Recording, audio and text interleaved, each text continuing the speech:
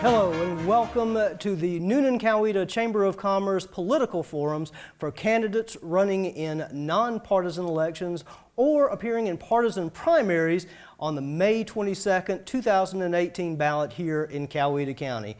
These forums are being brought to you from the Central Educational Center, the studios here at CEC in Newnan, Georgia, and brought to you by the Newnan Coweta Chamber of Commerce Voice of Business Committee. We have several partisan primaries and nonpartisan races appearing on the May 22nd ballot. So many, in fact, that the Chamber is going to divide its forums over two nights. On April 24th, we're going to have Republican partisan primaries for House District 71 and House District 72, and we're going to have U.S. Congressional District 3 primaries, both Republican and Democrat, for the seat currently held by Representative Drew Ferguson. Tonight, we have 4 races for Coweta County Board of Education, nonpartisan, and we also have 1 race for Coweta County Commission Republican primary for the second district. These forums are intended to give voters an opportunity to hear views from these candidates over these 2 nights. Thank you to our audience for being here tonight. Thank you to our candidates for coming out tonight and also for running for this important office. We appreciate you doing that and we appreciate your time. Most of all, I want to give a lot of thanks to the Central Educational Center, to the video classes here at CEC. Michael Britt, director of this video class, and his students are putting these, hosting this and putting these primaries together over these 2 nights, or excuse me, these forums together over these 2 nights. And they've built this marvelous set. The Newnan Coweta Chamber of Commerce greatly appreciates all of their attention tonight and all of their work in preparing for this.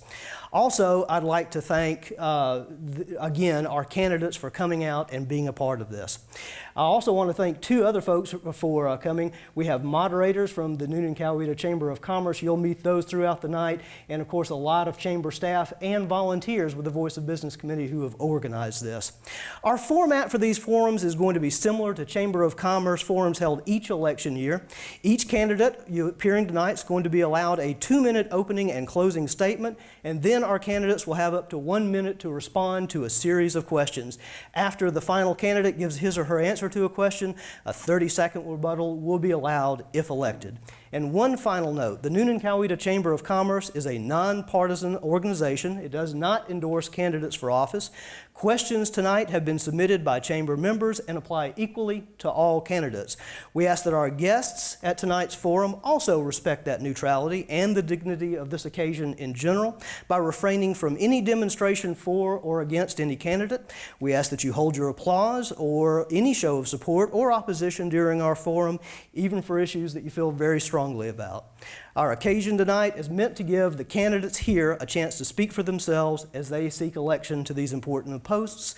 We appreciate our audience's respect for their opportunity to do so uninterrupted. And with that, we're going to start our forum and bring out our 2 candidates first for Coweta County Commission District 2.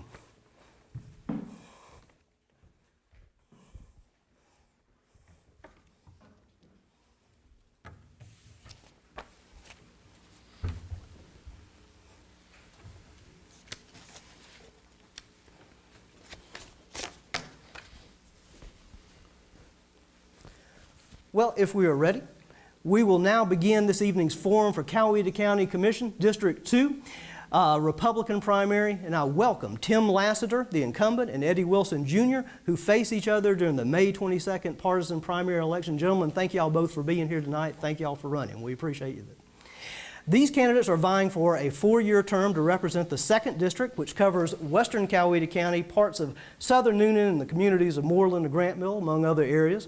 These candidates are again both running for this seat and will appear on the May 22nd primary ballot.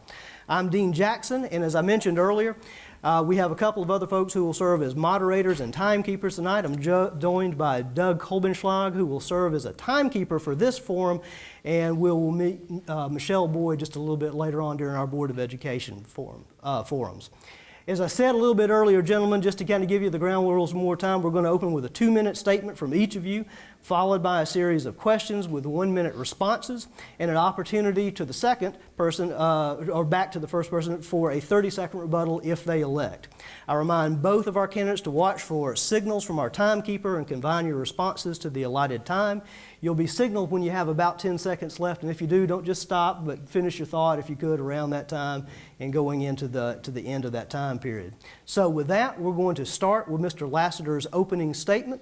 Mr. Lassetter, if you would, please tell us a little bit about yourself, personally and professionally, and tell us why you are seeking election. Good afternoon. My name is Tim Lassetter, and I've been honored to serve as a District 2 County Commissioner for over 11 years. I am a lifelong resident of this county, fortunate to be married for over 33 years to my wife, Lisa. We have 2 children, Julia and Jess, and love being a part of Coweta County. First, let me thank the award-winning Chamber of Commerce for hosting this forum here tonight at CEC. I remember walking these halls in the 9th grade at Central School, so fond memories here. Secondly, let me thank my family, friends, and supporters for all their support over the past 11 plus years. And then thirdly, let me thank all those that serve as elected officials in Coweta County. I know what it's like and how challenging it can be, but also how rewarding it can be. So thank you all. Before saying anything else, I've got to mention how proud I am of the law enforcement and public safety individuals that worked this past weekend and preparing for what went on in our county last Saturday. Chief Meadows and Sheriff Yeager, the cooperation between those two and other agencies throughout the state was something that we all can be proud of. And lastly, I've got to say the results speak for themselves. And it's a shame that the hate and bigotry that came into our county this past weekend was from people from outside, and it really does not represent the character of the people in Newnan and Coweta County. As a lifelong resident of Coweta County, I've seen many changes in the years that I've lived here. I hope hope to continue serving as your county commissioner so that I can support business growth, job creation, and balanced residential growth as well, and continue to support county staff in all areas of public safety. Thank you very much, Mr. Lassetter. Mr. Wilson, your opening statement, please, sir. Thank you. The future of Coweta County and my fellow citizens is important to me. If elected to District 2 Commissioner, I will continue to dedicate my time and resources to preserve the rural character of the county, which we also love, and help make the innovative changes that the county will need to compete in the future. After serving the United States Army, a job with Delta Airlines brought me to Coweta County. And my wife and I decided to move from Clayton County to Coweta County in 1984. We thought it was a great place to live and raise our family. Our 2 daughters grew up in Coweta County and graduated from Newnan High School. We members of our church, community organizations, and we always like to live here and are proud to call Coweta County our home. I retired from Delta with 31 years of service, and in that time I managed many projects, large projects, and compiled budgets, and was known for bringing projects in on time and under budget. Over the years, I attended several commissioner meetings and watched the commissions in the paper and followed along. 8 years ago, I decided to run against Mr. Lassetter as a candidate. I thought my experience and knowledge at Delta Airlines in managing projects and budgets would assist the commission. I came in second in that race. As a conservative Republican, I will review the budget and check our spending to make sure that we spend money that helps Coweta County and the citizens of Coweta County. I will work to make Coweta County an attractive location for manufacturing technology companies. We also need to support our existing industries so they can expand and continue to call Coweta County their home. I'm not involved in real estate. I don't own a business, and I'm independent in my decisions, so I think I'm totally unbiased in my decisions I can make for the county. So I want a clear and transparent government open to the people. Thank you. Thank you, sir. I appreciate that. We'll go to our first question. We're going to stagger this, so we'll flip back and forth about who starts first. Mr. Wilson, you'll go first on this question. Okay. Again, 1-minute responses. And really going to ask you to elaborate a little bit on seeking this office and thinking that through. Everybody here, everybody running for these races ultimately are regular citizens. They have families, they have jobs, and that sort of thing. And of course, the positions that you're seeking take a great deal of time frequently. And so the question I have is, since that position that you seek can take so much time and effort, if elected, are you prepared to fulfill all duties, both official and ceremonial, of this office? Yes, I am. I took this job very seriously when I decided to run the first time. I'm very serious this time. I'm retired. I have the time to dedicate it, the time to meet with people, the industry that wants to come, the citizens of the county. It is a very big responsibility. I think we need to be aware of what's going on and plan for the future. Coweta County is in a growth mode. If we don't watch the growth and plan for the growth and do our land use, then we may not have the quality of life and all that we love to in Coweta County and moved here for. Thank you. Thank you, sir. Mr. Lassetter, same question. Absolutely. I have no issue and no problem with fulfilling all the duties as a county commissioner as I have over the last 11 years. My phone number's in the book. A lot of people will call and leave a message at my home and say, well, I didn't mean to leave it at your home. I was going to leave it in your office. They think we have an office as a commissioner, and obviously that's not the case. But I have no problem with that and glad to return calls every evening or whenever I get home and able to return those calls and return emails as well. So no problems with fulfilling those duties. Okay, thank you very much. Mr. Wilson, rebuttal? No, that's good. I also will fulfill the position, and I think it's an honor. Thank you, sir. Then we'll go on to our next question. Mr. Lassetter, this goes to you first. One thing both of you have already spoken of just a bit in here, and of course it's very much on the mind of the Coweta County Commissioners, is the growth and development of our community and planning for that growth. And I'm thinking here particularly of residential growth and that sort of thing in the county. There were even recent public meetings held on rural integrity in Coweta County where local citizens shared their thoughts on growth and property rights and future planning. Where is Coweta County now in terms of its growth, and what direction do you think the county will and should take when it comes to future growth and development? Mr. Lassetter, you first. I was glad to have been a part of those meetings and able to attend both of those meetings. At the second meeting, I even spoke and told particular things that I felt were important to the rural character of Coweta County. Coweta County has grown a lot, and it is a special place to me. It is difficult sometimes to balance the desires of all the individuals. However, we have a great staff. In fact, we're meeting soon individually in groups of up to 2 to go over comments that came up at that public comment section that we had in both of those meetings. And I'll just say, I think it's important that we try to ensure that we have areas where we, like the East Newnan area, the cotton mills, where individuals have put money into and developed and built new homes where there used to be old homes, first of all. Yes, sir. Thank you. Mr. Wilson, same question. Thank you. I think Coweta County is beginning its growth again. The recession slowed our growth down, which gave us time to look and plan a little bit more what we wanted to do. We need to be proactive in development. Once we have development running wild, we cannot change it, so we need to be very out in front of what's going on. It's difficult to dictate what kind of buildings we can have, but we need to make sure that we are compatible with existing structures.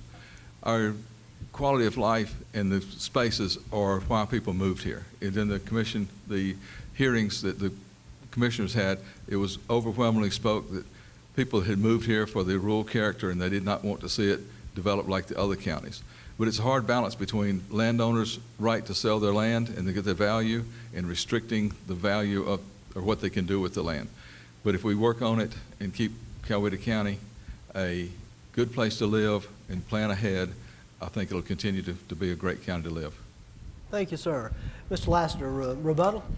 I just wanted to add that a couple of the topics that I brought up that night were for the county to look at things that we have on the books now, like density bonuses, and see if maybe we need to tweak those, as well as giving incentives to individuals that want to redevelop areas, like mill villages, and the majority of those are in my district, in the 2nd district of our county. Thank you, sir. Mr. Wilson?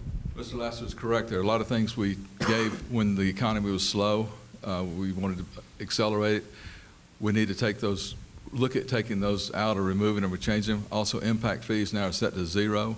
We could raise the impact fees back up to help spread the cost of growth to all the citizens rather than the ones that are already here and we paid our dues. But there's a couple of things we could do. Thank you. Very good. Thank you, sir. We're going to start with you next, Mr. Wilson, or first, this time, Mr. Wilson. We talked about the growth and development of the county. Let me talk specifically about economic development, ask your thoughts on that. What kind of economic development should the county pursue, you think, at this point, and how well are we positioned to pursue it? What can we do better? Mr. Wilson. We need industry. We need growth. We can't survive without it, or it makes it difficult to survive without it.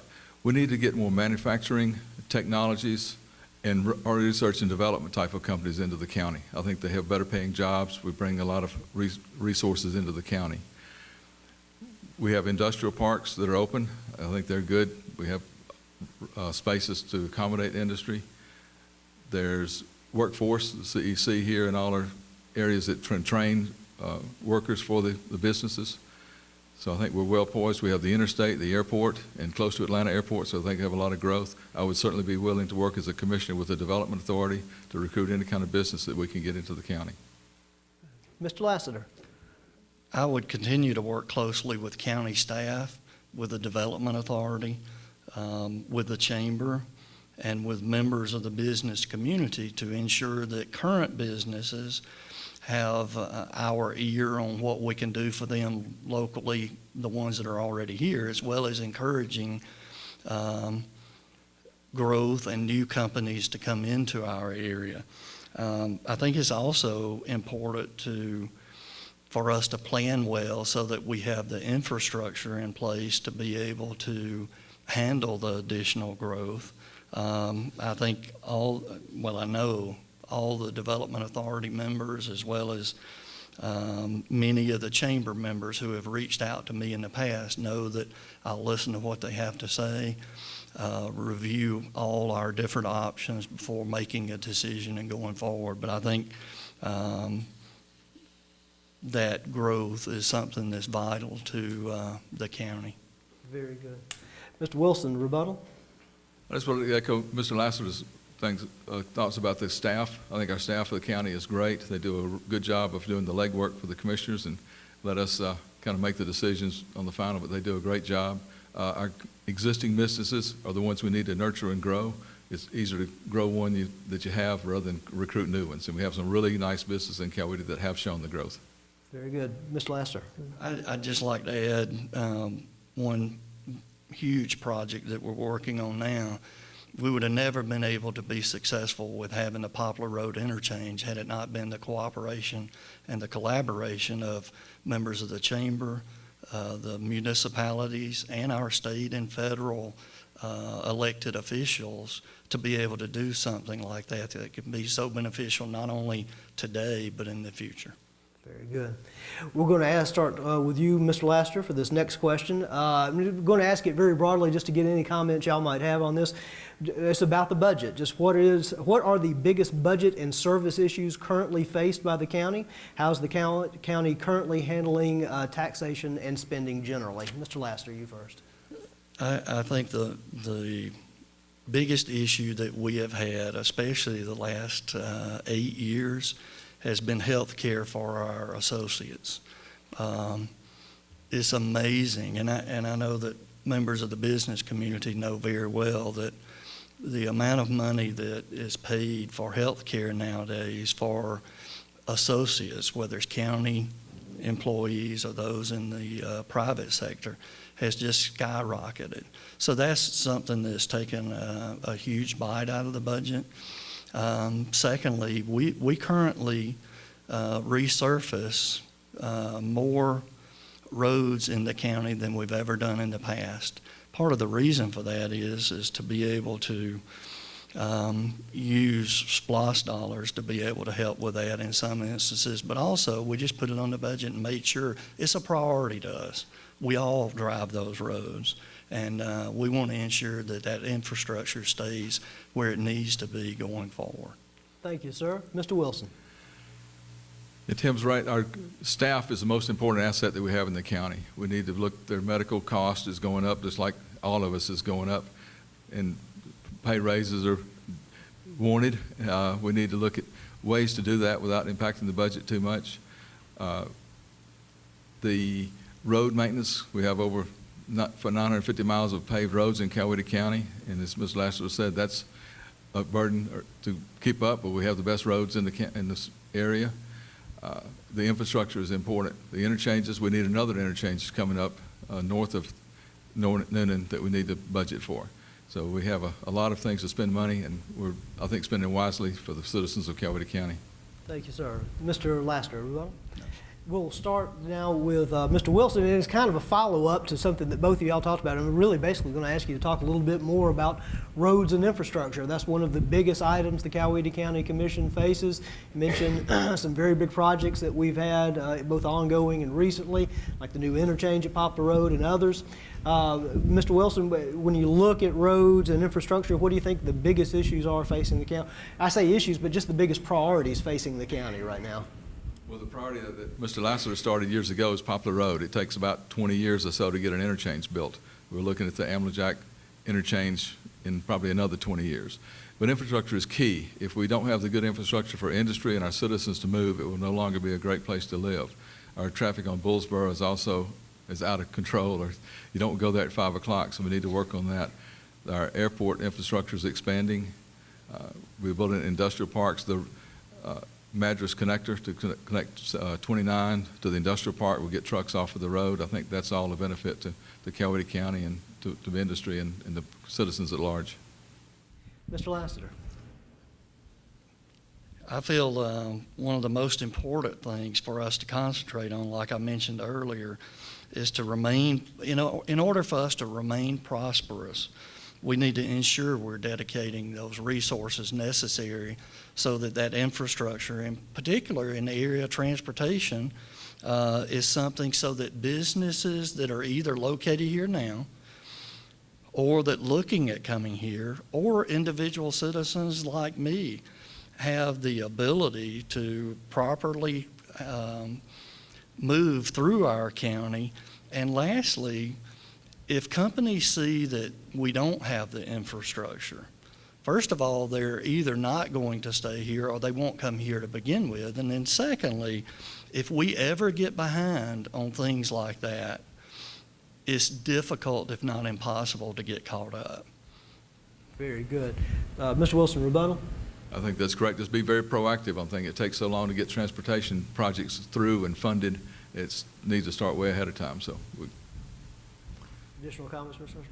I tell you, we're going to come to the conclusion of our forum tonight. I wish we had more time because I know there are a lot of good issues to talk about. We didn't even get a chance to talk about law enforcement, for example, or there may be issues that you have on your mind particularly that we didn't get to address tonight. Well, we're going to go into our 2-minute closing statement, and I would urge you, if there are some things that we haven't spoken about tonight that you'd like to, please address those in your closing statement. We're going to start with Mr. Wilson with his 2-minute closing statement. Thank you. I think the quality of life in Coweta County is the most important for business and citizens. Our law enforcement is the greatest. As we said this last weekend, it was a non-event, which could have been a tremendous detriment to our city. With our local sheriff's department, EMS, and fire, the county people feel safe. The other, transportation is the second thing. If we get gridlock and get behind the curve, then that's going to deter people from coming. So those two are one of the most important things. And of course, our proximity is, we have good transportation to the airport and the interstate. Thanks. Thank you, sir. Mr. Lassetter. As a lifelong resident, like I said, there have been a number of things that have changed in my lifetime here in our county. My wife and I and our family has chosen to stay here for a number of reasons, mainly because of the good people of this county. It's something I'm proud of. It's something I'm honored to have served, like I said earlier, the 11 years that I've served. I did want to take just a minute to mention a couple things that we have been able to accomplish over the 11 years I've been in service. Some of these were done individually by the county and some in cooperation with state and federal.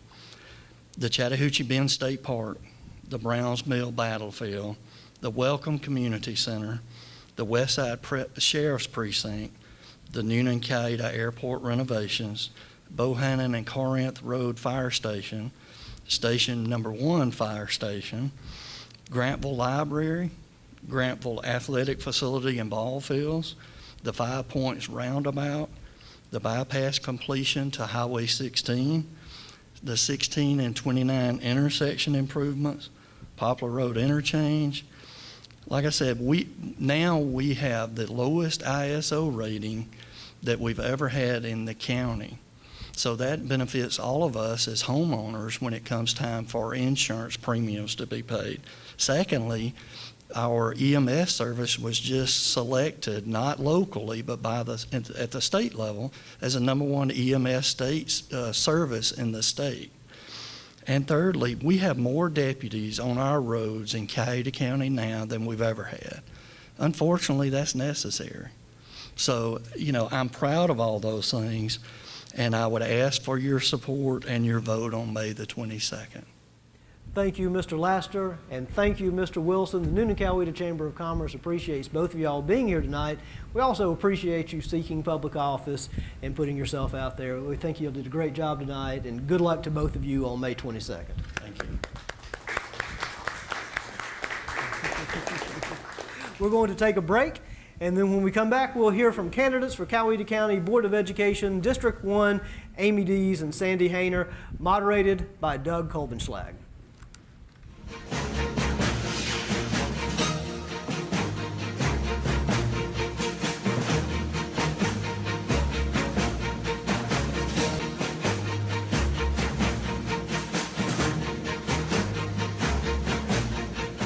Good evening. We will now begin this evening's forum for the nonpartisan election for Coweta County Board of Education District 1, covering southeastern Coweta County. I'm Doug Kolbenschlag, and I am joined by Michelle Boyd, who will serve as timekeeper for this forum. Welcome to Amy Dees, District 1 incumbent. Sandy Hayner accepted an invitation to participate, but had a previous commitment to attend a mission trip. She has recorded a statement for tonight's forum. Mrs. Dees and Mrs. Hayner face each other during the May 22nd elections. Following Mrs. Hayner's statement, we will have a statement and series of questions for Mrs. Dees. With that, let's start with Mrs. Hayner's pre-recording opening statement. Hi, my name's Sandy Hayner, and I'm running for Coweta County School District number 1. I want to thank, first of all, Chamber of Commerce. Thank you for hosting this candidate forum. It's such an important gift to the community. And thank you to everybody there. I would be there, would love to be there. I had a mission trip that was already scheduled for this time. I filled out the questionnaire that was given to us, and I'm asked that you would look that over because I looked to carefully state my issues, especially since I couldn't be there. But there was one other question that wasn't there, and I wanted to answer that. And that is, why are you running for the school board? Why am I running for the school board? One, I absolutely love education. That's been my life for the last 30 years, being involved in many aspects of education. Two, I love children. I love the fact that we have this most wonderful resource that our nation has to offer and the gift that they are to us, and it's our responsibility to put our input into them. And so 3.5 years ago, I was at a conference, and during this conference, it was talking about different national issues of importance, national security, things like that. I stepped up to ask a question. What can we do to make a difference? And there was one man there that I highly, highly respect. His name is General Jerry Boykin. And he looked right at me, and he said, I'll tell you what you need to do. What you need to do is you need to run for office. You need to run for school board. Your vote will make a difference. And because of that, I positioned myself. It was a call I felt that I needed to heed. I positioned myself, and at this point while I'm running, I invite you to please consider voting for me, and I thank you. Well, thanks to Mrs. Hanner. Now, Mrs. Dees, will you please tell us a little bit about yourself, both personally and professionally, and tell us why you're seeking re-election. This is your opening statement. You have 2 minutes. Absolutely. Thank you to the Chamber for hosting me this evening. It's such an honor to be here at the CEC with so many great things going on with students.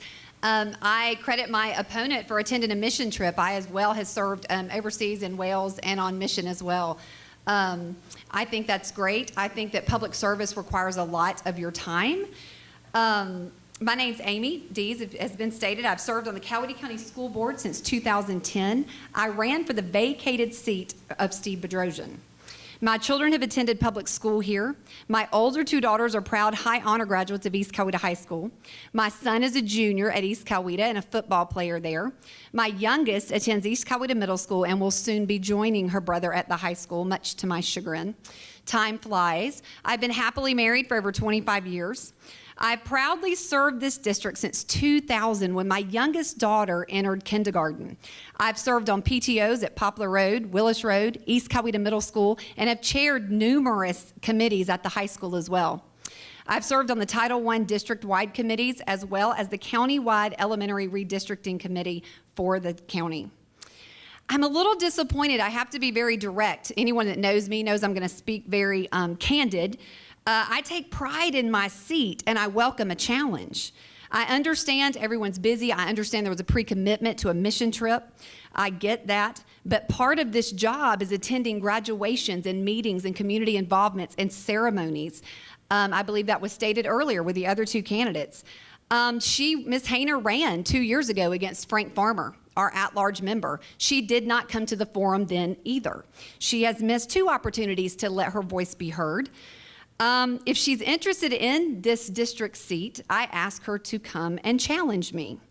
I understand children learn at different levels at different rates. I get that. I understand. I have 4. I respect parents' decisions on how they want to educate their kids. You can choose to homeschool, private school, however you want to do. But I chose public school and Coweta County schools, and I've been very, very proud of my children and this district. Great, thank you. On to the first question. Please elaborate on what you would bring to the office that you are seeking, and if elected, are you prepared to fulfill all the duties, both official and ceremonial, of this office? That is the question I was looking for. Exactly. I am. I have served since 2010. It is my honor to serve. We have done numerous things in the county. I have seen our first woman board chairman, Ms. Sue Brown, who is here tonight. We have seen so many great things. Our first African-American chairman, Mr. Winston Dowdell, who is also here tonight. We have seen our superintendent grow. He is the 2018 Superintendent of the Year. I am very proud of that. I attend numerous events. Teacher of the Year, I will be emceeing that. Next week, I am proud of our students. I'm proud of our staff. We have a National Merit Horace Mann winner with us tonight, Dr. Melissa Smith. She is here as well. Our teachers are nationally and state academically known. I'm proud of the fact that I get to make decisions that help keep them in the limelight. Great, thank you. On to question number 2. One of the most important duties of the school board members is to oversee and approve an annual budget for our school system. Please speak to that process and talk about our school system's current financial state. We currently have no debt. Let me repeat that. We currently have no debt. That is not from my 8 years on the school board. Those are for the school board members who came way before me. But they saw that we were going to be fiscally responsible. We have been audited by outside sources. We pass every single time. We are an award-winning school system. We foresee changes that are coming. We set our budget aside to do that. We are fiscally responsible. We are completely transparent. Our school board meetings are the second Tuesday of every month. Haven't even seen my opponent until she decided to run. She could have come any time to those school board meetings. Minutes are posted. We are transparent, or we hold tax millage rate hearings. We hold budget hearings. She's never attended. So I am proud to say that we are fiscally responsible. We have no debt. We are going forward with building a middle school in the next 2 years, and we're excited to see the growth. All right, thank you. The next question is about student performance in Coweta County schools. How are our county schools doing academically in terms of academic opportunity and student success? First of all, I won't mention her name because I don't really know the rules on students, but the valedictorian at East Coweta High School this year will be attending Harvard University in the fall. To me, I think that speaks volume on the students that we turn out. Our teachers are 110% behind our students, and the board must be 110% behind them. Academically, we are achieving nationally and state level. I love to follow Twitter, Instagram. I love to follow everything to see where our kids are going. We compete in band and music competitions across the state and nationally. Our junior ROTC teams compete nationally. Academically, we are sound. We are in the middle of milestones testing this week. Not a fan of state standardized testing, as some of my school board members aren't. It is what we do to honor the state requirements of us, and our students are flying through that. Mine is one of them. She is an 8th grader. She has not had test stress. We did have a little bit of that last week, but she is like, Mom, it's easy. I got this. And our students have it, and they are showing us every year that they've got it. Great. The next question. The Coweta County school system is a large school system in terms of enrolled students, facilities, and student services like transportation, cafeterias, and school nurses. How are we doing in terms of school services and infrastructure, and what are some of the most important planning issues going forward? We meet collaboratively with community around the community with Chamber of Commerce. We work with them as well. We look at long-term planning. We know there is growth. We know that it is coming. We are planning on that. We have had outside folks come in to do our data to see where we're going to be as far as growth goes. We spent hours at our board meetings in June and different workshops looking to see where that's going to be. Our infrastructure is sound, from our custodians to our bus drivers to our teachers. We are a sound system. We work with the main goal being, the objective being, our student success. If you have any other agenda, if you come to that board seat with any other agenda besides the success of our students, that could harm our infrastructure. I want our infrastructure to be sound. We are going to, we have asked, the superintendent came to us and asked to hire SRO officers. We are in the process of doing that as well for school safety. Well, that's a great lead-in for the next one. Student safety and school security is an ongoing concern for our school system, even more so since the tragedy in Parkland, Florida. How are we doing to ensure the safety of students, and what more needs to be done?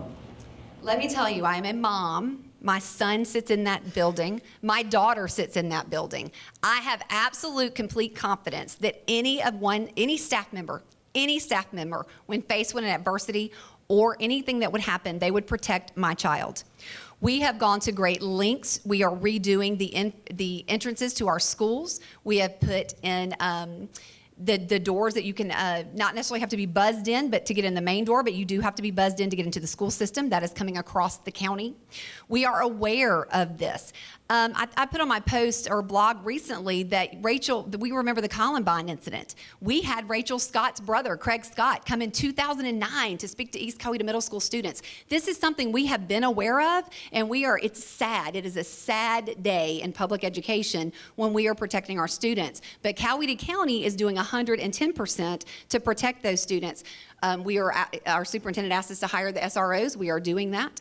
We are going to continue that. We are keeping our kids safe. Okay, so that's going to wrap it up, except for your closing statement. So you have 2 minutes to close it out. Thank you so much. First of all, let me just say that my own daughter, Ansley Dees, is a proud product of this class right here. She has stood where you guys have stood. I'm incredibly proud that you guys are producing this debate. I like to brag on students. That's part of the things that I do. She has done extremely well. She is in El Paso, Texas now. Missing, I'm sure, Mr. Britt, because he was a tremendous mentor for her. But I think what these kids don't want to tell you is they're Emmy Award-winning students. This is a program that I'm extremely proud of for them, and thank you guys for doing this tonight. I want to challenge Ms. Hayner. Because she's not here, I'm going to be respectful. But it is my understanding that she chose to homeschool all 4 of her children. I respect that. But if my public school system was not your first choice to educate your own children, then why should my voters let you lead this district? I'm going to be very outspoken about that. To sit in this seat, you must have a passion for public education. We just learned that when we are Newnan strong, we stand unified. Our classroom teachers and our students are the very faces of that adversary. We are diverse.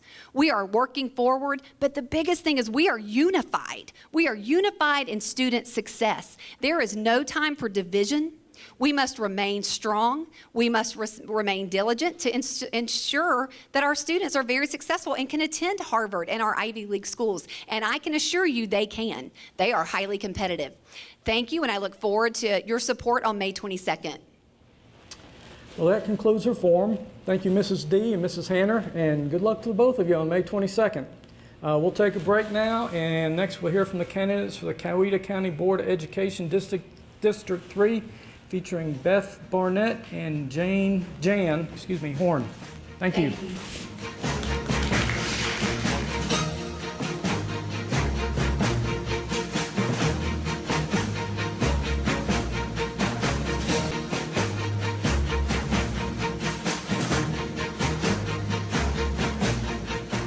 Welcome back. We will now begin this evening's forum for nonpartisan election for the Coweta County Board of Education District 3, covering the northern part of the city of Newnan and parts of northern Coweta County. Welcome to Beth Barnett, incumbent, and Jan Horne, who faces each other off during the May 22nd nonpartisan election. We will open with a 2-minute statement from each of you, followed by a series of questions with 1-minute responses and the opportunity for a 30-second rebuttal. I remind both of our candidates to watch for signals from our timekeeper over here and confine your responses to the allotted time. We'll also stagger who begins first each time. We will start with Mrs. Barnett's opening statement. Please tell us a little bit about yourself, both personally and professionally, and tell us why you are seeking election. Thank you, Doug. I appreciate the opportunity to be here tonight to engage in a conversation with you about the future of our county and our school system's role and how that future pans out. I appreciate your being here tonight. I was appointed to the school board 2.5 years ago to fill the unexpired term of Harry Mullins. I believe I was appointed because of my commitment and service to my community, particularly my commitment and service to the one thing we all here tonight share in common, our local educational system. I've served on the school council at both Newnan High School and Elm Street Elementary, where I also served on the PTO, twice as president. I've served on the school system's parent advisory board and was involved with its mentoring program. At the state level, I've served on the State Department of Education's Parent Advisory Council, as well as the department's Committee of Practitioners. I've been heavily involved in the life of First Baptist Church of Newnan by having served on both the Finance and Personnel Committees. Additionally, I've served on the City of Newnan's Park Commission since 2009. My husband Lee and I have 2 children. Clark is a junior at Mercer University and graduated from the Coweta County High School system. Jack is a sophomore at Newnan High. As a parent of a child in the system, a homeowner, and a business owner, I appreciate the balance of needs the school board must maintain. While the focus of the teachers and administrators is primarily on providing quality education, it is up to the school board to support those specific educational efforts while embracing the challenges of representing a diverse constituency, while also meeting the workforce and economic development needs of our community and state. Thank you, and I look forward to our conversation. Mrs. Horne? Yes, well, thank you. I think this is a great service to the community to let people who may not ever get a chance to meet us get to hear what we have to say. I've been living in Coweta County for the last 5 years. We moved here from Fayette County, where we lived there for 30 years. I've run a small business for 22 years, and I've been married for 38, and 3 of my grandchildren are either in Coweta schools now or will be going, depending on their age. I recognize the importance education plays in the future of our children and the community. One of the things that I was noticing on my thing, it's just said that I do videos for my pastor. Well, probably 6 out of 3,000 were for my pastor. I do an awful lot of things. I'm at the Capitol a lot. I videotape an awful lot of committee hearings that have to do with education. So I see a lot of what's going on at the state level, which directly affects us. For example, I was down there when they brought in Stanley Kurtz, who is a professor at Harvard, when the College Board wanted to change our advanced placement history. And they had rewritten it so that it wrote out all the good things in our history. And even Martin Luther King Jr.'s I Have a Dream speech wasn't even in there. Had they not brought in Stanley Kurtz, that's what we would be teaching our kids right now. And those are the kind of things that we need to have people that are at the Capitol who can see what's going on, so we have a chance to correct something that may be wrong. I mean, legislators do get things wrong sometimes. And so that will give us a chance to correct things when we can see how that will directly affect our community. Thank you. Thank you. Okay, so we're going to go into the questions now. They're 1 minute with 30-second rebuttal. And since we started with Mrs. Barnett before, Mrs. Horne, you get to start us off. First question, please elaborate on what you would bring to the office that you're seeking. Most importantly, the position you seek can often take a great deal of your time and effort. If elected, are you prepared to fulfill all the duties, both official and ceremonial, of this office? Absolutely. What I plan to bring to it is, like I was just saying, I plan to be at the Capitol to talk about, to be able to bring back the things that are happening in Atlanta that we need to know about. There's a lot of things that once they've happened, you can't really go back and fix them.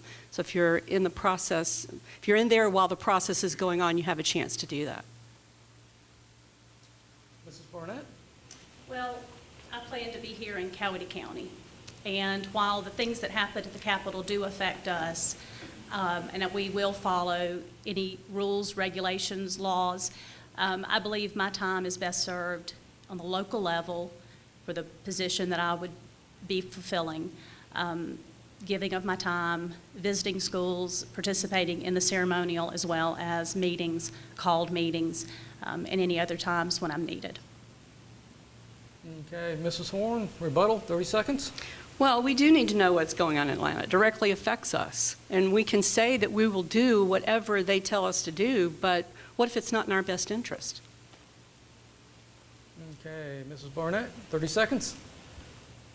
I still believe that if we're serving on the local county Board of Education, that our primary focus needs to be the students of the county and of the school system.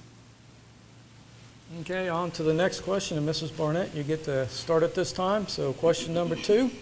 The Coweta County school system is a large school system in terms of enrolled students, facilities, and student services like transportation, cafeterias, and school nurses. How are we doing in terms of school services and infrastructure, and what are some of the most important planning issues going forward? Well, I'd like to think we're doing very well. As most of you know, we are the school system is the largest employer in the county with 3,300 employees. There are almost 23,000 students. Our buses run millions of miles annually, and we have lots of things in place infrastructurally to help in that regard, such as the new transportation facility that was recently completed. The growth is obviously something that we look to. We've had demographic studies to help us determine if the growth is going to be sustained. And so there is overcrowding at some of the middle schools. We're looking to alleviate that with the addition of a middle school. But I think we're doing well when you consider the number of students, the services that we provide to all students, the opportunities that are afforded every student, I think that we do a great job with a very big task. Okay. Mrs. Horne? Well, I think they're doing a great job. I do. But when we spend $5.5 million of SPLOST money to redo the football fields, then we're saying that our teachers are paid enough, that they have enough in their classroom, and that we have enough security at our schools, and our bus drivers are paid well. Okay. 30-second rebuttal. Mrs. Barnett? Well, the SPLOST dollars are specifically for certain capital projects. So those are not going to be projects that can be used to pay for teacher salaries or for utilities or those type of expenses. Our bus drivers just recently received a pay raise. I believe we're competitive with our teacher salaries. So I can appreciate that that facilities is something that may not be thought of as a high priority, but I do believe that we have to maintain the facilities and improve the ones that we have. Mrs. Horne, 30 seconds. And I agree. As a parent of an athlete, we definitely need to look at that. The problem is we spent double what Cherokee County spent for exactly the same thing. That's the problem I have. All right. Thank you both. On to question number 3, and Mrs. Horne, you get to start this time. The next question is about student performance in Coweta County schools. How are our county schools doing academically in terms of academic opportunity and student success? Well, we are ranked one of the highest in the state. I mean, we are doing very well. But there are things, again, that are coming down from the Capitol that if we're not aware of, it's limiting our teachers' ability to do their job, and they're very frustrated. So, yeah, we got to pay attention to what's going on up there. While this stuff is being formed, we can have a voice in the process, which can directly affect our community. So, yeah, we need to be involved in the community, but it needs to extend beyond that. Mrs. Barnett? I would say we're doing quite well. Our graduation rate is 86%, which outpaces the states at 81%. Our SAT scores and ACT scores outscore the state averages as well. And we also outperform the national average. We do well with our college and career ready performance indicator, again, with that being higher than the state average. So I do believe that we have exceptional students and we're doing well in the different ways that we measure them academically. All right. Back to you, Mrs. Horne. Oh, Yeah, rebuttal. see, the Mark Whitlock is brilliant. He has created something here in Coweta County that is going to create so many kids that are ready to go to work when they leave high school or college. So this is brilliant, really. Ms. Barnett, 30 seconds. I would echo Ms. Horne's statement. I think we have wonderful opportunities at CEC as well as our high schools and other the elementary and middle schools as well. I think that children can graduate from here and they can go to Ivy League schools, they can go to small private colleges, they can go straight into the workforce, they can go to a technical school, they have the option to go into the military. So I think we do a great job of creating students who are ready for the next step. Thanks, both of you. It's on to question number 4. And this one we're going to start with you, Ms. Barnett, for 1 minute.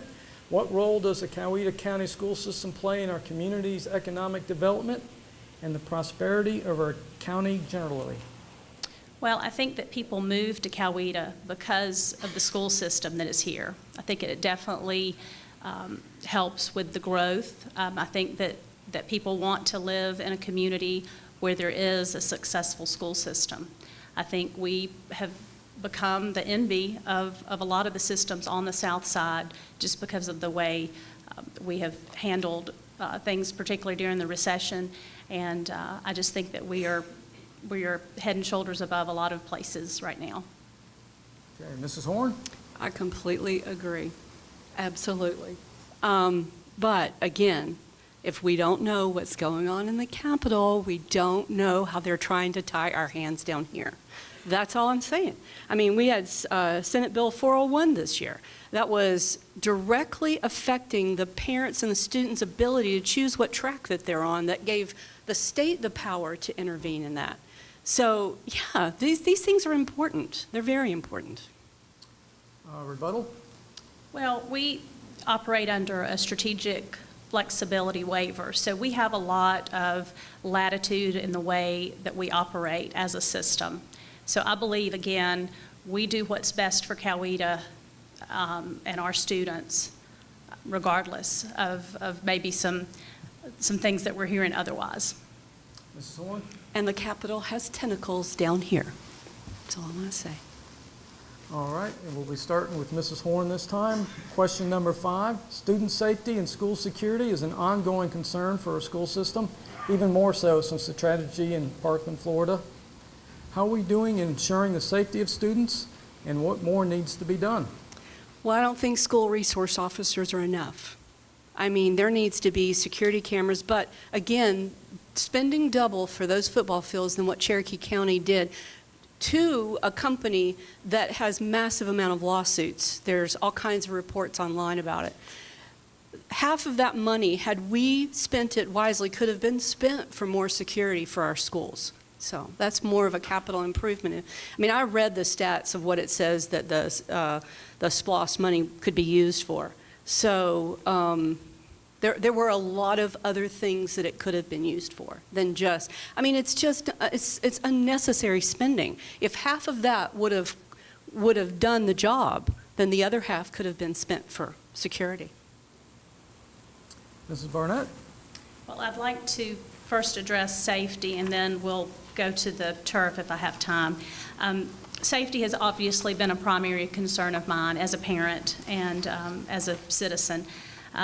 I'm proud of the steps that the board has taken just recently to ensure the safety of all of our sons and daughters by funding additional school resource officers.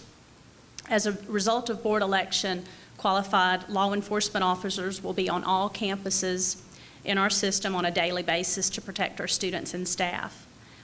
I remain fully supportive of actions that will help protect our students and give them a security presence during our instructional time. We have many components of the safety plan that we have for the county school system. There are detailed emergency plans. There's a district-wide safety committee. We have conversations and communications among the sheriff's office, the police department for Newnan, as well with the superintendent. Schools do emergency drills. SWAT teams do exercises in our schools, and there's several other security measures. All right, Mrs. Horne, 30 seconds. All those are great, but if you don't have some type of electronic surveillance outside the perimeter, it makes it a little more difficult to catch someone before they can actually come up there. It's great. We've got a great police force. We've got great people that work here. That's not the issue. The issue is providing them more tools to do their job well with.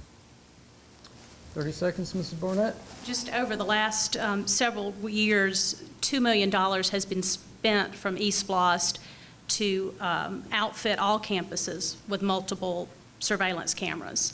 And so I think that addresses the concern there. So I think that's one piece of the overall safety plan. All right, that will bring the questions to an end, and we'll start with the 2-minute closing statement. So we'll jump back over to see who opened last time. Mrs. Horne did. So I guess Mrs. Barnett, you'll start with the closing statement. Okay. Thank you. I'd like to reiterate what I said in my opening statement. Our conversation, our conversation tonight was about the future of our county and our school system's role in how we get there. There is nothing more important to a high quality of life, economic opportunity, prosperity, or civic vitality than our public education system. Nothing. It is the cornerstone of our collective future. The key is figuring out how do we get to that future. And while test scores must continue to improve, innovative teaching methods be explored, and curriculum continually be fine-tuned, What is needed in the individuals you elect to the school board is something else entirely, and that is a commitment to our shared values of hard work and opportunity. These values form the foundation of our schools, our students, and our community. Constant, focused dedication to the concept of stewardship remains my vision. Stewardship is defined as taking responsibility for the survival and well-being of something that is valued. I value my community. I value my business, which supports my family and others. I value the schools my children have attended. I value the school system that nurtured them as well as me. A bright economic future for Coweta County and her residents is grounded in the success of our school system. And its well-being isn't defined by a singular focus on test scores or graduation rates or tax rates or school security. It requires an understanding about how all of these issues interact with each other and a willingness to move our school system forward, no matter who gets the credit. Mrs. Horne? Our state school superintendent is working tirelessly to do even greater things in Georgia. If we're there, we can influence. We can be an influence with what will best help our community. Coweta schools are among the best in Georgia. We have great teachers, motivated students. Our SAT scores are higher than the state and national averages. But we should always seek to improve upon success. We can't expect to maintain this level if we're not engaged and aware of what could impact us. The school system is the largest government expenditure in the county. There has to be checks and balances. And if there's no one there who is willing to hold people accountable and question how money is spent or how the process is of choosing which vendors are there, then the citizens, the teachers, and the students are not being protected. Thank you. All right, well, that concludes our forum. I'd like to thank both of you for participating tonight, and good luck to both of you on May 22nd. Thank you. With that, we will take a break, and then we'll hear from candidates for Coweta County Board of Education District 4, and it will be moderated by Michelle Boyd. Thank you.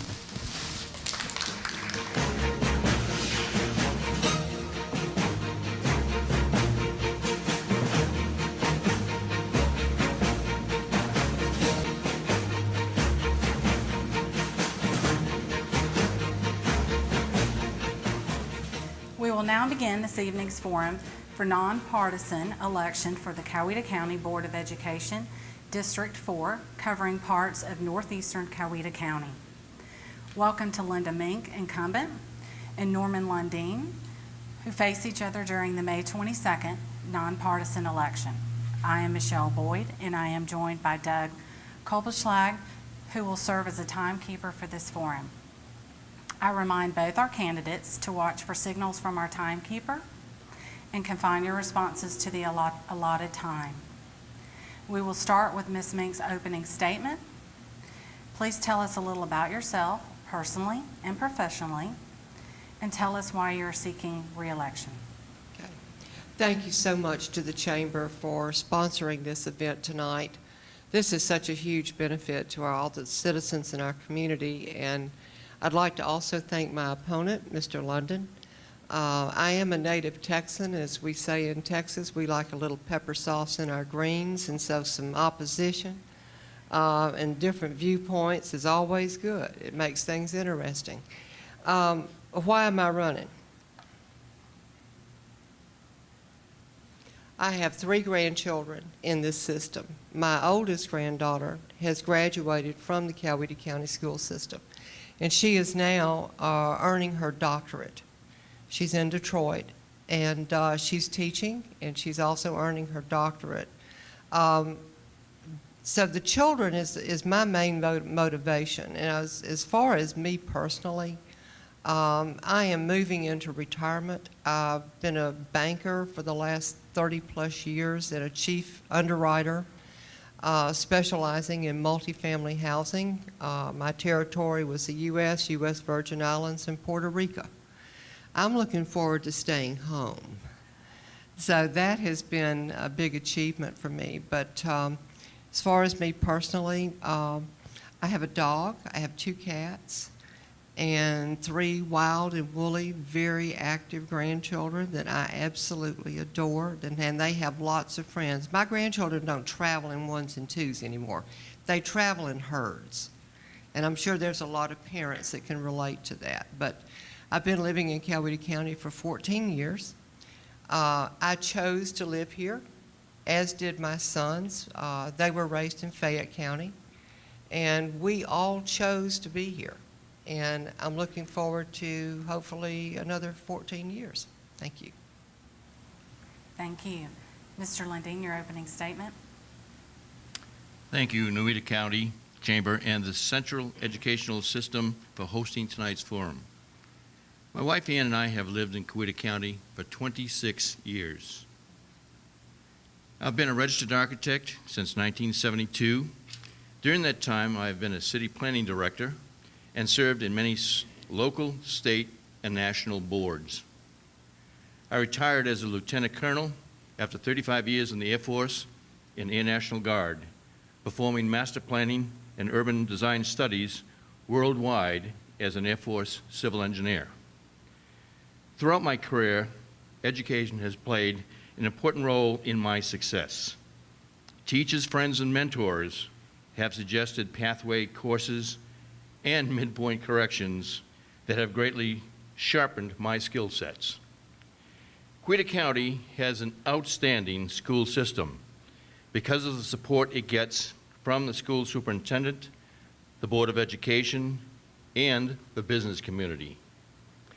Coweta's strategic plan outlines the vision and mission statements developed with input from the school board, teachers, students, parents, and the community, which centers on the enrichment of learning for every student to graduate and provide a better community for all of us.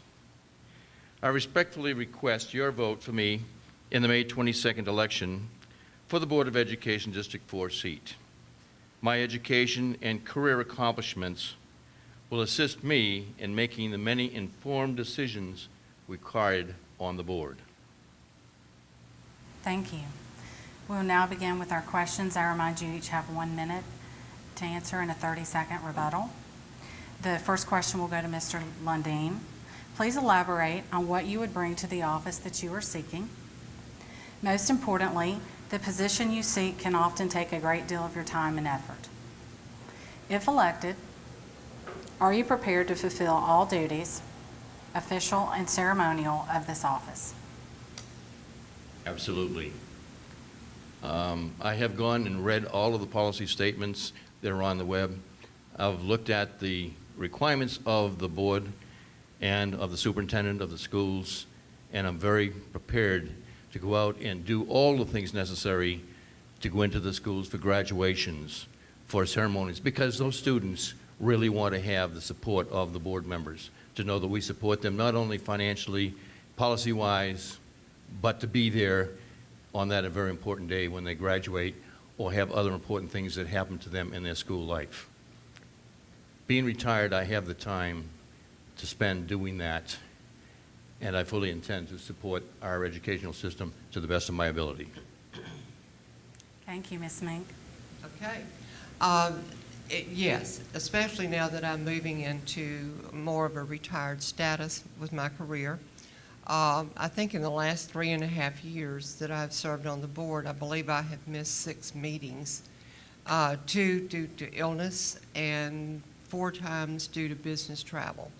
But the one thing that has worked beautifully is on the Friday before the school board meeting, after I read the agenda, all the attachments, to have a conversation with Dr. Barker to make sure that I'm very clear on what is being voted on, and to be able to express those opinions prior to the meeting after having read the agenda.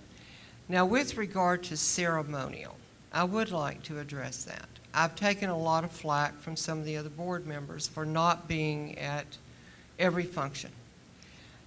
Those honors that go out, whether it be a graduation or special events, are earned by the students and the teachers and the parents who work to help this child. I want 150% of the focus on the teachers, the parents, and the students who did the achieving, not me. Thank you. Do we have a rebuttal? Okay, we will move along to our second question. We will begin with you, Ms. Mink. The next question is about student performance in Coweta County schools.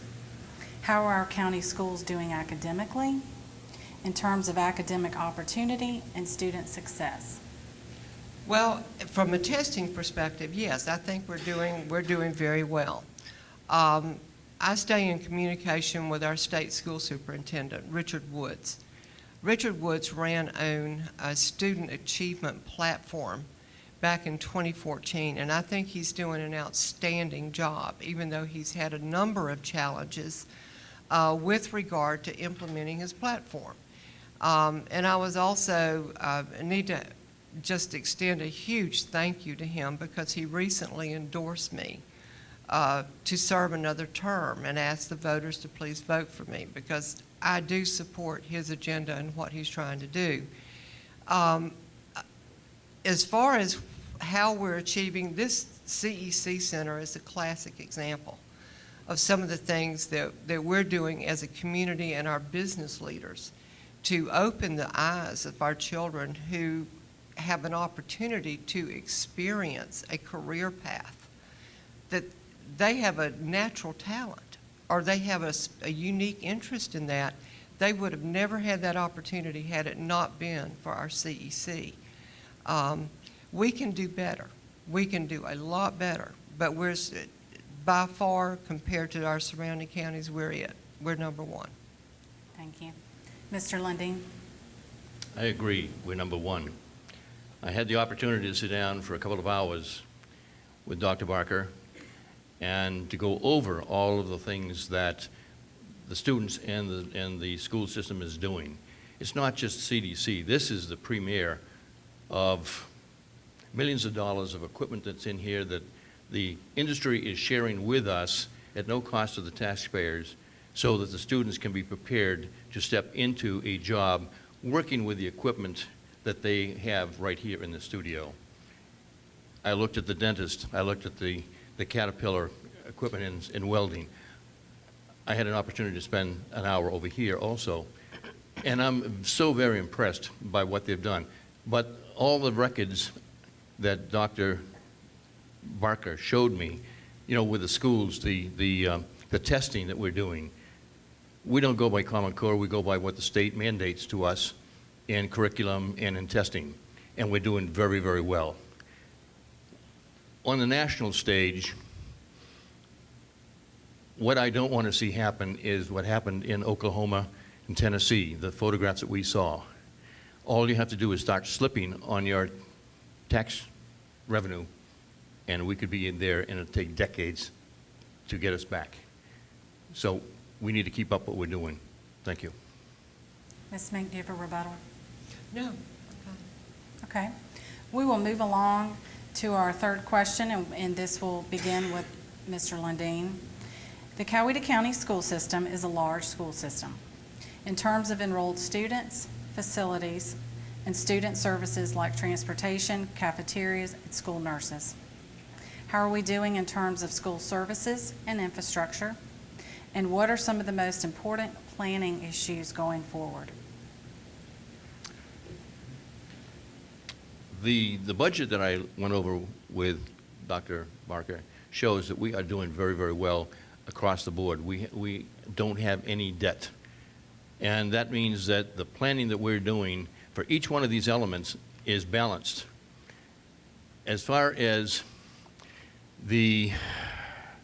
what we need to do in the future is to keep going, being inventive of what we're doing. What I hope to do is bringing to the board is some of the outstanding things that I've done as an architect. I've already been over here talking to some of the people about how I can bring some of that to not only to the classroom as a help, but also on the board to be able to think innovatively, be fiscally responsible, and make sure that we have the student as the most outstanding thing that we're looking forward to, making sure he reaches the community and helps us out, because that's our future. What we're doing here on an everyday basis, not only in the CDC, but in the college education tracks and all these other things that we're doing for our students. Thank you. Ms. Mink?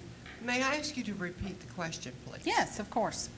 The Coweta County school system is a large school system in terms of enrolled students, facilities, and student services like transportation, cafeterias, and school nurses. How are we doing in terms of school services and infrastructure, and what are some of the most important planning issues going forward? I think that one of the most important things that we have to keep in mind is that right now, for today, it's good. It's really good. But our county is getting ready to grow and expand. And we're going to, with any growth and expansion from, if you study the history of what's going on with some of the other metro Atlanta counties, it is going to be very diverse. It's going to attract a very diverse population. The needs of the parents, it isn't just public education that we're going to be looking to solve, for solutions to solve problems, to provide diversity in education. We're going to be looking at charter schools, more charter schools, private schools, faith-based schools, homeschoolers. We have a growing population in this county of homeschoolers. Montessori schools. Dr. Ben Scafidi, if you care to do any research, has been heavily involved in the Georgia 2020 project. It is a model of something that they've actually done in Arizona. It has reduced public education costs to the taxpayers, improves test scores, and offered a wide variety of educational sources for the people in their districts. Thank you. Mr. Lundeen, do you have a rebuttal?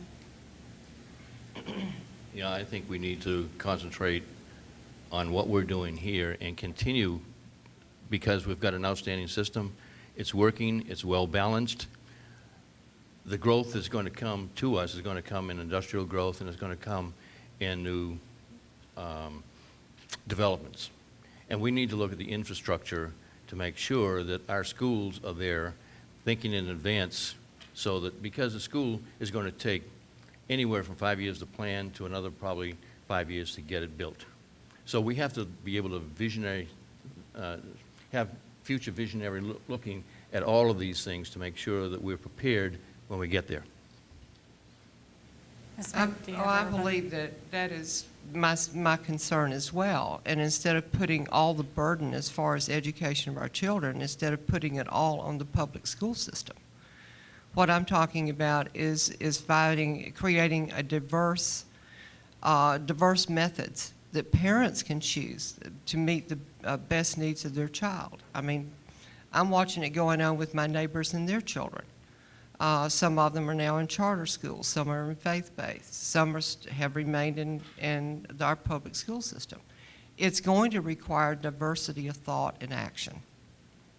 Thank you. The next question, we will begin with Ms. Mink. What do you see as the top 1 to 2 strengths of the Coweta County school system? What do you see as the top 1 to 2 challenges? I think our top strength is our teachers. We are extremely blessed in this county to have phenomenal educators. The other thing that I think is a tremendous strength is, well, it's our children. I mean, if you go back and you look at the situation that occurred here, where we had a local coach who fell under attack several months ago, it was our kids who went to his defense. They were the ones who organized a prayer vigil for him. And I have to sit back and I look at the character of our teachers, the commitment that they have, and I look at the personal integrity of our kids. The challenges, the 2 challenges, is keeping up with the growing needs that we're going to be facing. That would be number 1. And number 2, in looking at how do we create an atmosphere where there's constructive conversation and with diverse opinions and coming up with intelligent solutions? That is, I think that's a big challenge.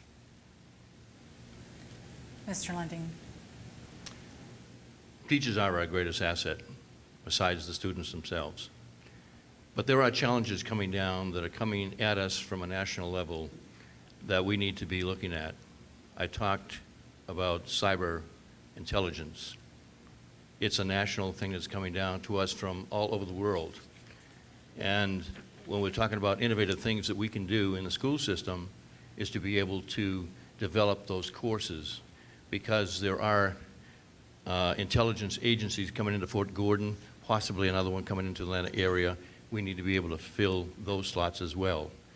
Just like we've been able to switch around from airplanes and the drone program.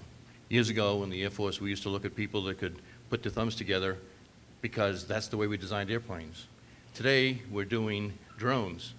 You fly out, and what we're doing is getting model airplane flyers, because they have to be able to go up there, look at it, and as the plane comes back at it, it's a whole different dimension for them.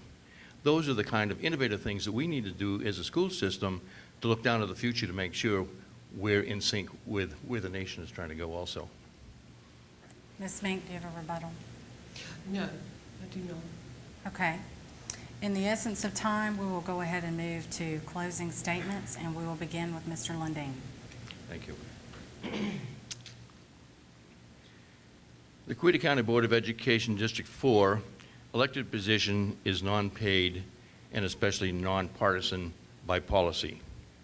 Members are expected to act as a team on the board as it develops policy, financial review, and projects with the superintendent and school staff. Support of the existing outstanding school system is my primary goal. To help solve the upcoming responsibilities to our students and school programs will require sound thinking and fiscal responsibility from all the board members.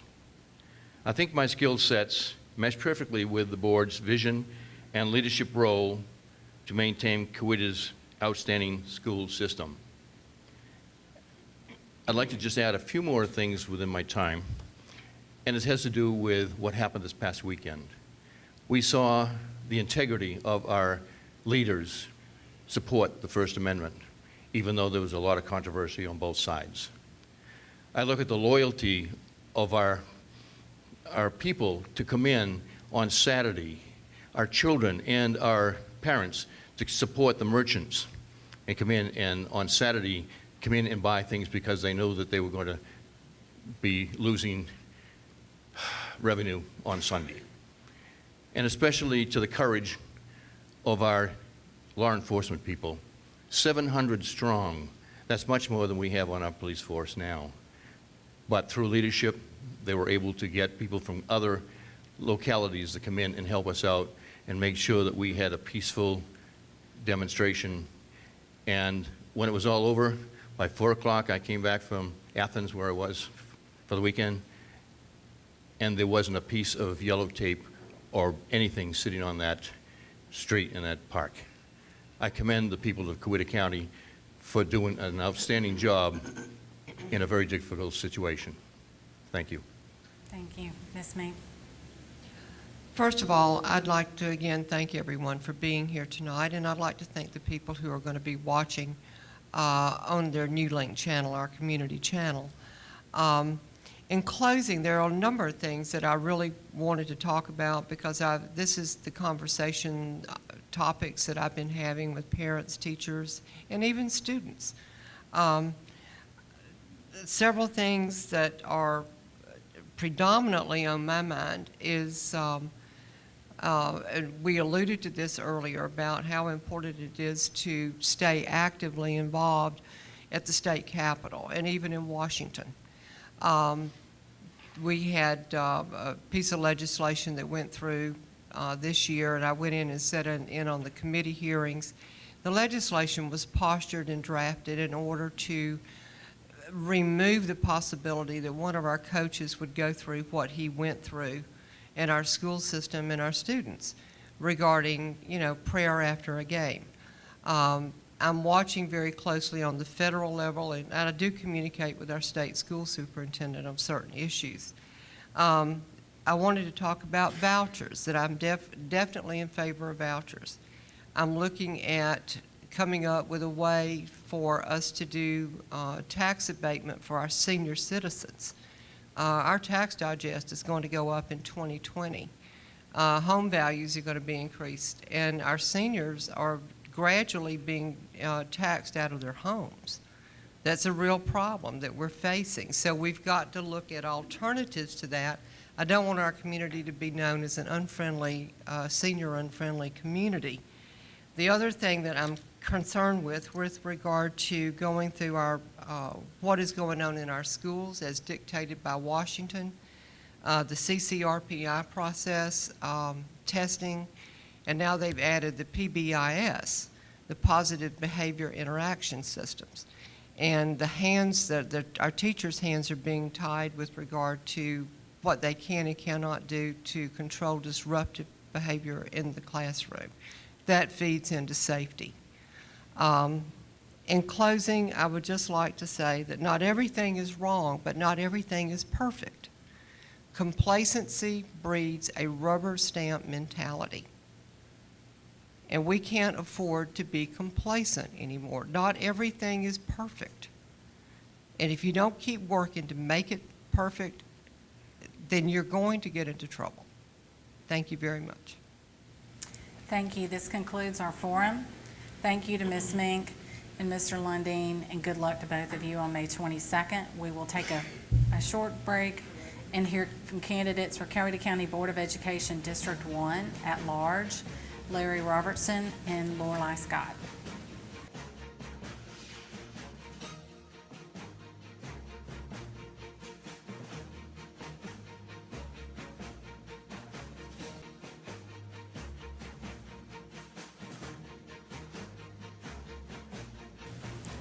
We will now begin this evening's forum for nonpartisan election for the Coweta County Board of Education District 1 at large, which covers all of Coweta County.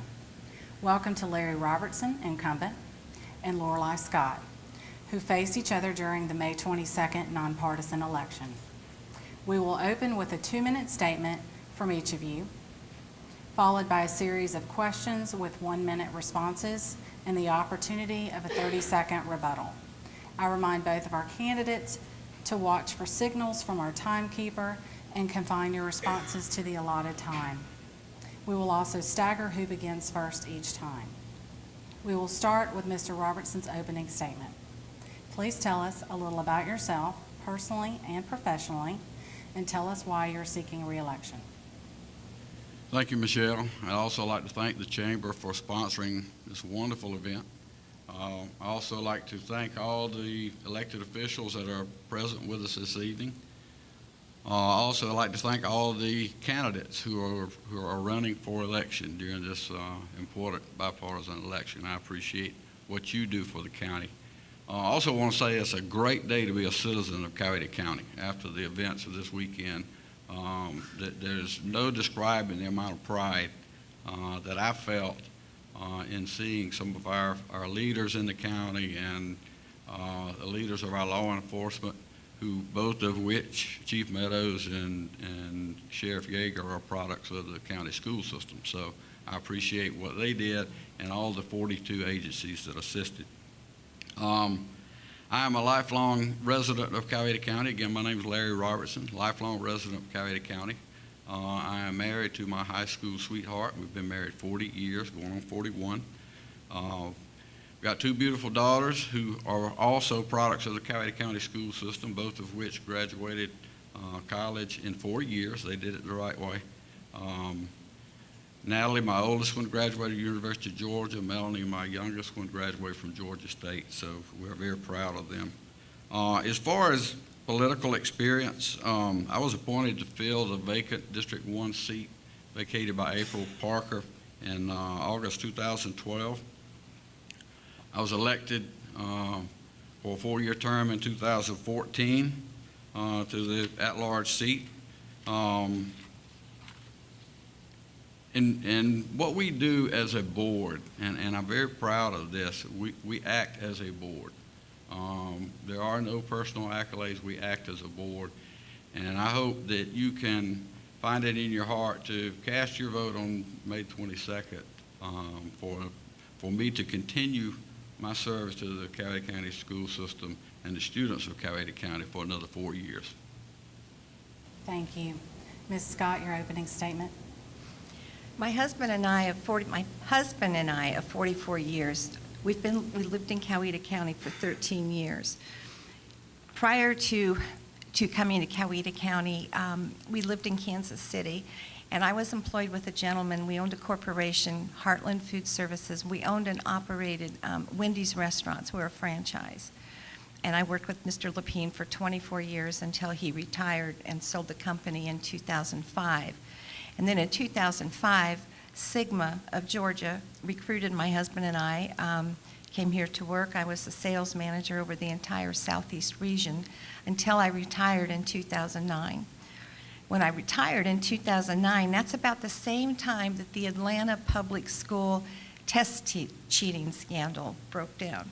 And that is what got me involved and appreciated education. I followed that, and I have had a passion for education since that time. I believe that I do have some talents, and I have leadership and vision abilities that I can come and bring to the rest of the board members and work with them collectively, politely. and I think we can all work together to just be open to changes and look at the challenges that we have with our education. We have a great school system. Coweta County is top rate, A-rate plus. Excuse me. I think when I retired, my public speaking abilities left me there. Coweta County schools have a top A rating overall. It's a phenomenal school. We've got teachers that are passionate, and they're very well prepared to teach our children. Excuse me.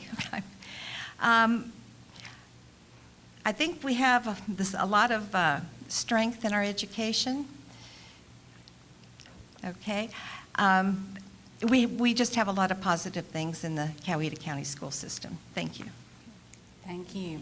We will begin with our questions, and we will begin with Ms. Scott. The first question, please elaborate on what you would bring to the office you are seeking. Most importantly, the position you seek can often take a great deal of time and effort. If elected, are you prepared to fulfill all duties of this office? Yes, I am. I'm totally prepared. As I had mentioned to you earlier, I am retired, so I have the time, and I have the health and the energy and the passion to get out there. I would be prepared for all the board meetings.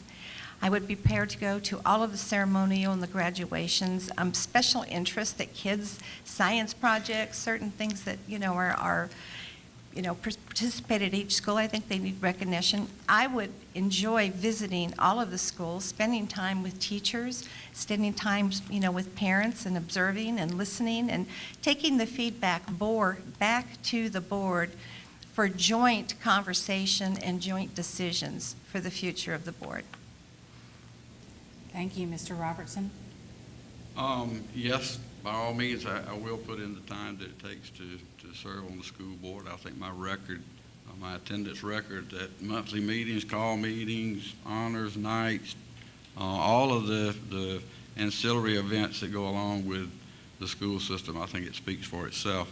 What I bring to the board, I think, is a partnership between the community and our school and administrators. We are a voice, or I am a voice for the administrators and the parents in the system. We work carelessly to provide positive learning environments for our students. And we believe that as learners, we see students as volunteers in their learning, and we treat them accordingly.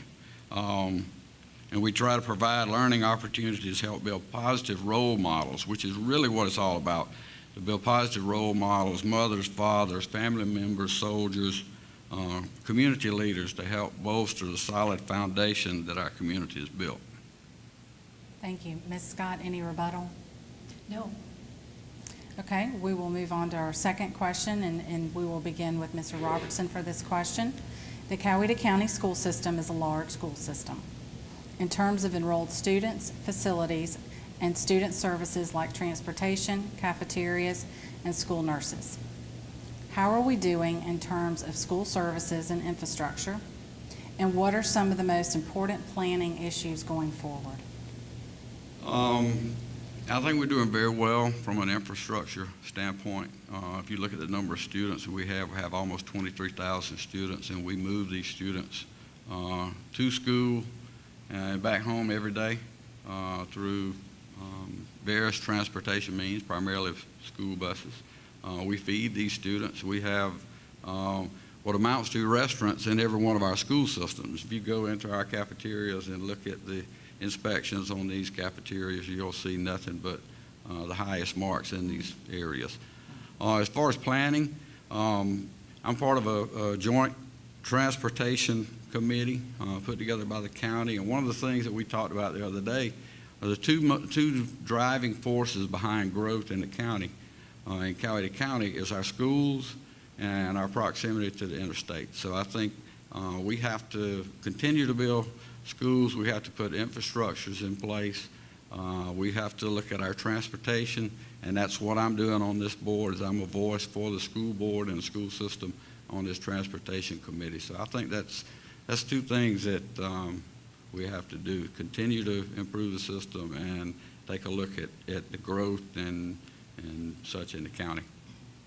Thank you. Ms. Scott?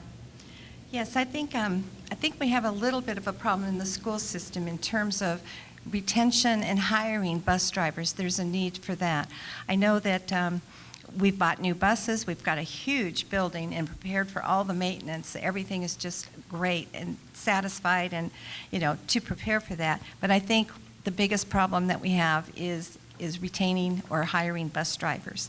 As far as preparing for growth, I think the infrastructure is great. We've got a new school coming up out in Canongate area.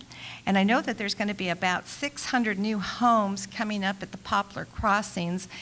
So I'm sure that the Board of Education is already preparing for the amount of students and the planning and the transportation and the routes, et cetera, and the growth in overall. I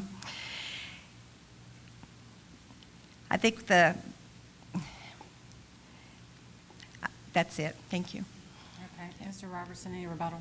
One of the things we recognize that we have some issues retaining bus drivers. I think we do a good job hiring them. One of the things that we're doing is we're increasing our salary structure for our bus drivers so that we're competitive with other systems in the area. I think right now we're about 20 bus drivers short. We hope to get that up. Our primary goal of our bus drivers, and I want to add this, is to get our kids from home to school and then back home safely. And we do a very good job of that. They may be late getting there, but we do a good job of getting them home safely. So we're well aware of that, and we're working on that. Our next question, we will begin with Ms. Scott. Okay. This question is about student performance in Coweta County schools. How are county schools doing academically, in terms of academic opportunity and student success? I think Coweta County is in a very good position academically, and as far as student success, such of the avenues that we have, such as this CEC, and we've got the Arts Center, we've got that first apprenticeship ever. Coweta County Schools, I say we, because I am part of Coweta County, but the school system did an excellent, outstanding job of coordinating this apprenticeship. It's the first in the country, and the Coweta schools have implemented this program. It's so train and work, and it guarantees employment in the trades, in the different businesses. I think we might have 3 businesses in the county that participate with that, but it's just an amazing opportunity that these kids have. And the graduation rates are high. We've got the advanced placement classes. There's some kids that could graduate with dual, degrees. It's just a phenomenal place. There's not a whole lot of opportunity in terms like that. They're just doing a wonderful job, I think. Mr. Robertson. Here's some statistics on how our students are doing. 2017 SAT results, we are 49 points higher than the state of Georgia on SAT. We're 19 points higher nationally. 2017 ACT results, we outperformed state and national averages on the college entrance exams. Our graduation rates are at 85.5%. The state of Georgia is 80.5, so we're outperforming the state of Georgia. We outscored state averages on the CCRPI performance index. Milestone exams, we're doing very well on those. One of the things that's very positive is not so much test scores as we're building positive citizens for our community. And again, I go back to this weekend, and I saw a lot of people involved in the events of this weekend and the planning, not just what happened Saturday, but everything that led up to that. And many of those are coming out of our school system and some of the surrounding systems. So we're building positive citizens. Ms. Scott, any rebuttal? No. Okay. We'll move along to question number 4, and we'll begin with you, Mr. Robertson. Students' regular course of study in school are supplemented by several programs, including the Central Education Center and the Nixon Center for Performing and Visual Arts, for example. How are our schools doing in terms of providing expanded and advanced opportunities for students? You mentioned CEC. We're doing very well. I was on a committee, myself and Ms. Barnett and Amy Dees on a committee not too long ago where we met with a lot of people from surrounding counties, and they were looking at what we're doing here at CEC and what we're teaching our kids and some of the alternative learning opportunities that are available not just for high school kids, but even for middle school students here at CEC. So it's very positive, and I think somebody commented in that group that there's nothing like CEC anywhere in the state. I was talking to the guy that, I forget his name, he's over the welding program, and in 2 years, someone could come into the welding program here and go out and get a job welding anywhere. I talked to a parent, he says, you know what, my child has no student loans to pay, and he's making as much money as I am. And this is going through the welding program here at CEC. So I think we're doing very well as far as providing alternative learning opportunities for our students. Thank you. Ms. Scott? I think the CEC is truly a gem that the school system has, and it's not only preparing the students that could produce this. This is amazing, but like Larry said, you know, they can produce somebody that can go out and what was he? Well, a trade. Okay, there's trades, and they're always looking for more. They're implementing more programs. They are truly looking to meet the needs of the employers in the county and what type of workforce they need and what values and skills that they need to have to fulfill those positions with the employers in the county. And it's a constant work together. I think the Nixon Center, you know, we talked about that a little earlier, especially with the opportunities that we have with the Train to Work program, the apprenticeship program, but overall, I think we've got a very good system, great opportunity for all the students, all of them. Thank you. Mr. Robertson, do you have any rebuttal?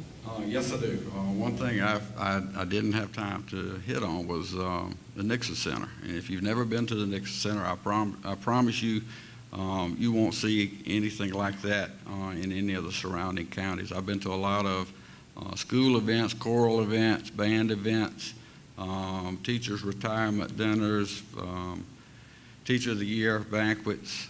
It's just a phenomenal facility, and not just for the students, but for the citizens of Coweta County. We've been to concerts there, and it's just an outstanding facility. Thank you. We will now move towards our closing statements. Ms. Scott, we will begin with you. Okay, thank you.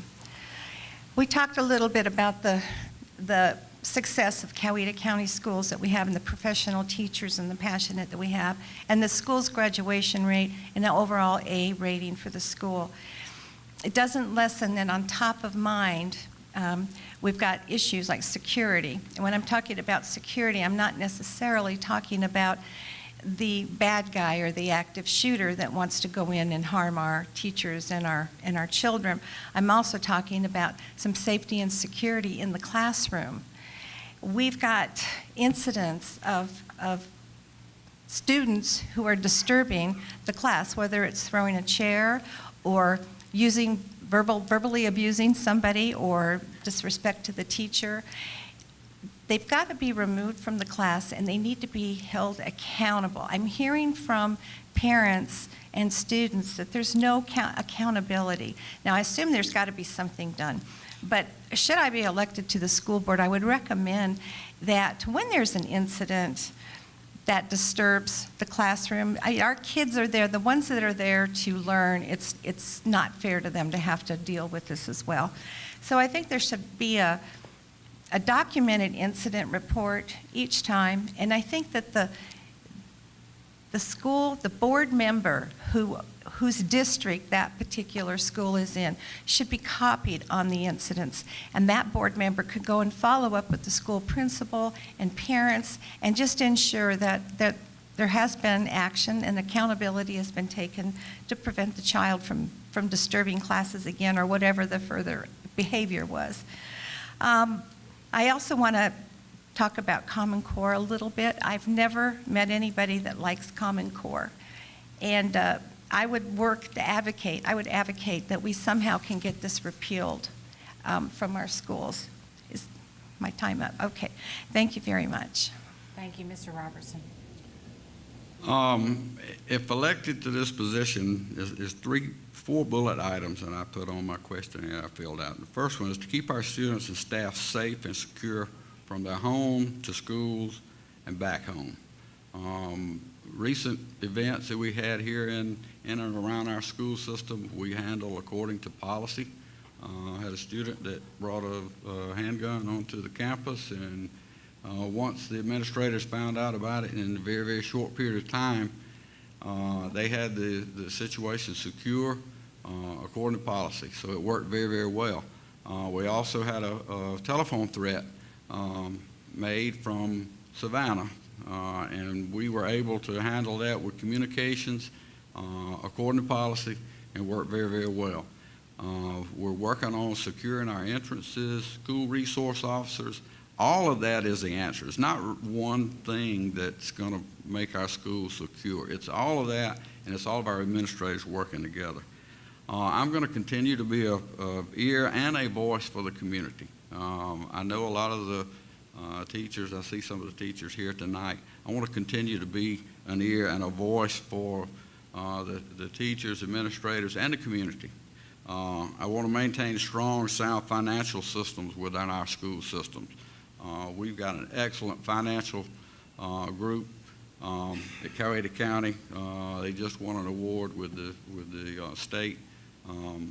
So very, very sound. We've got money in reserves, and you've heard this before. You're going to hear it again. We're debt-free.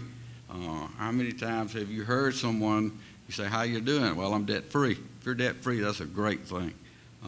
We've got money in reserves, so hopefully we won't have to dip into that, but if we do, it's there.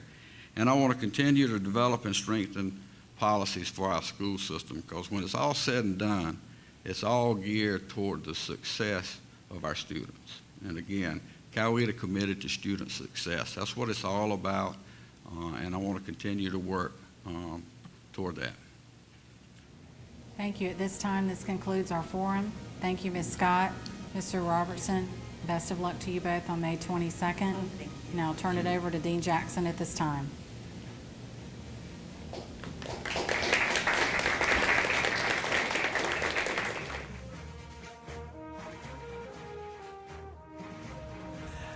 thank you, Ms. Boyd. Thank you for moderating these forums tonight. And Mr. Colton-Schlag, we appreciate your attention. Also appreciate the Newnan Coweta Chamber of Commerce and the Voice of Business Committee for organizing these forums. Want to take just a moment as we close our forums tonight and say also a thank you to the Central Educational Center and the students here in the video production classes who have put this on. We appreciate your attention.